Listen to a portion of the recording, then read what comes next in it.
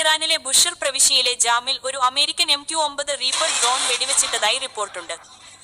ഇപ്പോൾ തെക്കൻ ഇറാനിലെ നഗരങ്ങളിലും ഹോർമസ് തെരുവിലെ ദ്വീപുകളിലും കുറഞ്ഞത് 7 ആക്രമണങ്ങളെങ്കിലും നടത്തിയതായി US സ്ഥിരീകരിച്ചതിന് ശേഷമാണ് ഇത് സംഭവിച്ചത്. ഇപ്പോൾ ഹോറസ് സംസ്ഥാനം തന്ത്രപരമായി പ്രധാനപ്പെട്ട ഒരു ഊർജ്ജ കേന്ദ്രമാണെന്ന് ഞങ്ങൾ മനസ്സിലാക്കുന്നു. അതേസമയം US സെൻട്രൽ കമാൻഡിന്റെ ഏറ്റവും പുതിയ സംഭവവികാസങ്ങൾ ഇറാനിൽ ഒരു പ്രതിരോധ ആക്രമണം പൂർത്തിയാക്കിയതായി പറയുന്നു.